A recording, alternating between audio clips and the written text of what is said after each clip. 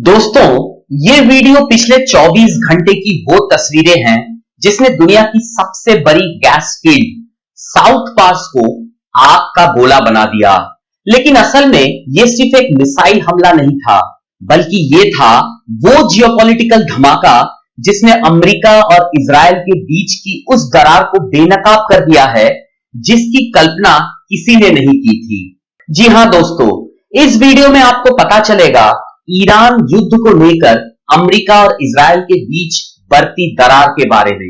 आज की वीडियो में हम बात करेंगे ईरान इजराइल जंग के उस नए मोड़ की, जहां एक तरफ बेंजामिन नेतन्याहू कह रहे हैं हमने अमेरिका को इस जंग में नहीं घसीटा, और दूसरी तरफ डोनाल्ड ट्रंप कह रहे हैं इजराइल ने अकेले हमला किया, हमें कुछ नहीं पता था। सबसे बड़ा सवाल, क्या अमेरिका और इजराइल के बीच दरार आ गई है? यह बात मैं नहीं कह रहा, ये खुद अमेरिकी राष्ट्रपति डोनाल्ड ट्रंप कह रहे हैं। 18 मार्च को उन्होंने अपने social media platform truth social पर लिखा, इजराइल ने गुस्से में साउथ पार्स गैस फील्ड पर हमला किया। अमेरिका को इस खास हमले के बारे में कुछ नहीं पता था। अब आप सोचिए, ये वो अमेरिका है जिसने 28 फरवरी को इजराइल के साथ मिलकर ईरान पर ज्वाइंट मिशन शुरू किया था।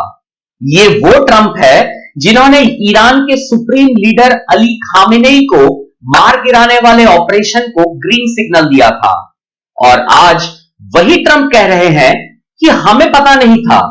साउथ पार्स कोई साधारण जगह नहीं है, ये दुनिया का सबसे बड़ा नेचुरल गैस फील्ड है। इजराइल ने इस पर हमला करके ईरान की डोमेस्टिक गैस सप्लाई का 70% हिस्सा निशाने पर लिया है। ईरान के पेट्रोलियम मिनिस्ट्री के मुताबिक 2025 में यहां record 730 million cubic metre gas का प्रोडक्शन हुआ था। इसे झाड़ू की तरह साफ कर देना यानी ईरान की अर्थव्यवस्था की रीढ़ तोड़ देना है। ठीक इसी बीच प्रधानमंत्री बेंजामिन नेतन्याहू ने एक प्रेस कॉन्फ्रेंस में डोनाल्ड ट्रंप पर पलटवार किया। उन्होंने कहा, क्या सच में किसी के दिमाग में यह बात आ सकती है कि हम राष्ट्रपति ट्रंप को बताएं कि क्या करना है? Come on. मतलब नेतन्याहू ने यह भी स्वीकार किया कि इजराइल ने अकेले ही यह कार्रवाई की, और साथ में यह भी कहा कि राष्ट्रपति ट्रंप ने हमें आगे के हमले रोकने को कहा है और हम ऐसा कर रहे हैं। यानी एक तरफ ट्रंप कह रहे हैं हमने नहीं किया, हमें पता नहीं था, तो दूसरी तरफ नेतन्याहू कह रहे हैं हां हमने किया, लेकिन अब हम रुक रहे हैं क्योंकि ट्रंप ने कहा है।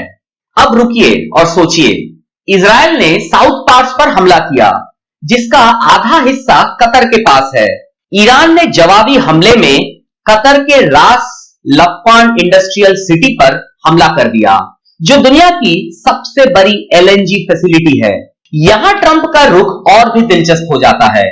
उन्होंने साफ कहा कि अब इजराइल इस गैस फील्ड पर और कोई हमला नहीं करेगा, लेकिन साथ ही उन्होंने ईरान को धमकी भी दी कि अगर ईरान ने फिर से कतर पर हमला किया तो अमेरिका इजराइल की मदद के बिना या इजराइल के साथ मिलकर साउथ पार्स गैस फील्ड के पूरे हिस्से को ऐसी ताकत से उड़ा देगा जिसकी कल्पना भी ईरान कभी नहीं कर पाया होगा।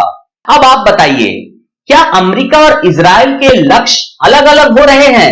अमेरिका ने पिछले 3 हफ्तों में ईरान की बैलिस्टिक मिसाइल क्षमताओं और नौसेना को निशाना बनाया है।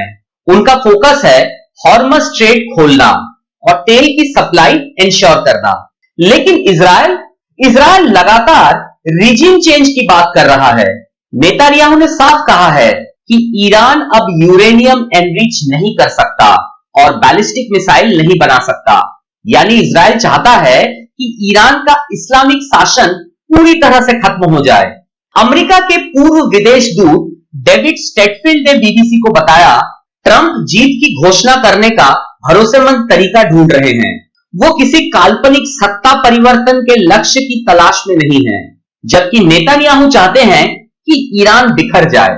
अब आप बताइए, जब एक साथी का लक्ष्य तेल का दाम कंट्रोल करना है और दूसरे साथी का लक्ष्य दुश्मन का सरकारी सिस्टम उखाड़ फेंकना है, तो क्या ये दोनों लंबे समय तक साथ चल सकते हैं? कुछ लोग कह रहे हैं कि ये सब नाटक है, कि ट्रंप और नेतान्याहू मिलकर दुनिया को कंफ्यूज कर रहे हैं। लेकिन सच्चाई यह है कि इजराइल के कई अखबारों ने खुलासा किया है कि हमले से पहले अमेरिका को जानकारी दी गई थी।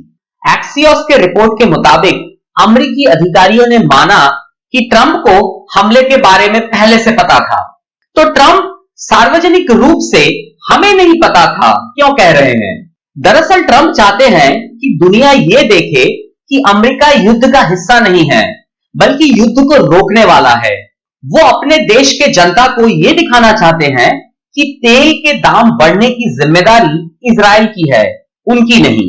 अब आप सोचिए, हॉर्मज स्ट्रेट बंद है, ब्रेंट क्रूड $119 प्रति बैरल के पार जा चुका है। भारत जो अपनी 80% से ज्यादा एनर्जी रिक्वायरमेंट्स इंपोर्ट करता है, इस युद्ध की सबसे बड़ी कीमत पेट्रोल और डीजल के रूप में चुका रहा है। हम चुपचाप देख रहे हैं कि कैसे अमेरिका और इजराइल के बीच स्ट्रैटेजिक ऑटोनॉमी की लड़ाई चल रही है। एक तरफ इजराइल अपनी सुरक्षा के लिए अमेरिका को लाइन पार करवाना चाहता है, तो अमेरिका दूसरी तरफ अपनी गलफेरे फैलाकर कह रहा है, इतना ही काफी है, आगे मत बढ़ो। क्या अमेरिका इजराइल गठबंधन टूट रहा है? फिलहाल तो ऐसा लग रहा है जैसे पति पत्नी के बीच झगड़ा हो रहा हो, लेकिन तलाक नहीं हो रहा। नेतान्याहू ने ट्रंप की बात मान ली है। ट्रंप ने ईरान को धमकी देकर इजराइल की पीठ थपथपाई भी है। लेकिन असली खतरा यह है कि ईरान ने कतर, सऊदी और यूएई में मौजूद एनर्जी इंफ्रास्ट्रक्चर को निशाना बनाने की धमकी दी है। अगर ऐसा हुआ तो यह सिर्फ ईरान इजराइल युद्ध नहीं रहेगा, ये पूरे गल्फ एरिया को आग लगा देगा और उस आग में पूरी दुनिया की इकोनॉमी झुलस जाएगी। दोस्तों, ये थी उन ताजा घटनाओं की पूरी कहानी जहां अमेरिका और इजराइल के बीच दरार के संकेत साफ नजर आ रहे हैं। यकीन नहीं आता ना कि ट्रंप और नेतान्याहू जैसे करीबी सहयोगी पब्लिकली एक दूसरे को अपोज कर रहे हैं। तो दोस्तों, आज की इस वीडियो में यही तक। अगर वीडियो पसंद आया तो वीडियो को लाइक और चैनल में पहली बार आए हैं तो चैनल को सब्सक्राइब जरूर कीजिएगा। वीडियो देखने के लिए धन्यवाद।